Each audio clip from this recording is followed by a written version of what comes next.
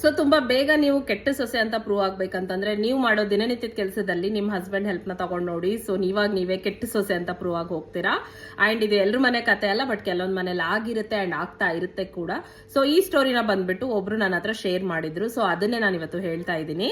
So ಅವ್ರ ಮನೆಯಲ್ಲಿ basically ಒಂದು ದಿನ ತುಂಬಾ ಕೆಲಸಗಳಿತ್ತಂತೆ. ಸೊ ಅವರಿಗೆ ಪಾಪ ಅವತ್ತು ಕೈ ಪೇನ್ ಆಗ್ತಿತ್ತಂತೆ. ಅವ್ರು ಏನ್ ಮಾಡಿದ್ರು, ಅವ್ರ ಹಸ್ಬೆಂಡ್ ಹೆಲ್ಪ್ ನ ತಗೊಂಡ್ರಂತೆ ಮನೆ ಕೆಲಸಗಳಲ್ಲಿ. ಅದನ್ನ ಅವ್ರ ಅತ್ತೆ ನೋಡಿದ್ದಾರೆ. ಸೊ ನೋಡ್ಬಿಟ್ಟು ಶಿ ವಾಸ್ ಅಪ್ಸೆಟ್. ಏನಕ್ಕೆ ಅಪ್ಸೆಟ್ ಆದ್ರೂ, ಮಗ ಕಿಚನ್ ಅಲ್ಲಿ ಇರೋದನ್ನ ನೋಡಿ ಅಪ್ಸೆಟ್ ಆದ್ರೆ ಹೊರತು ಸೊಸೆಗೆ ಏನಾಯ್ತು ಅಂತ ಕೇಳೋ ಇದ್ರಲ್ಲ ಅವ್ರು ಇರ್ಲಿಲ್ಲ.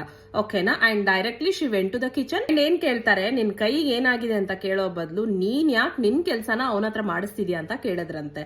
ಏನಾಗುತ್ತೆ ಗೊತ್ತಾ, ಒಂದೇ ಮನೇಲಿ ಇದ್ಕೊಂಡು ಅವ್ರ ಹಸ್ಬೆಂಡ್ ಹೆಲ್ಪ್ ನ ಪಾಪ ಅವ್ರು ತಗೊಂಡ್ರೆ ಅದನ್ನೇ ಒಂದ್ ದೊಡ್ಡ ಇಶ್ಯೂ ಆಗಿ ಮಾಡ್ತಾರೆ.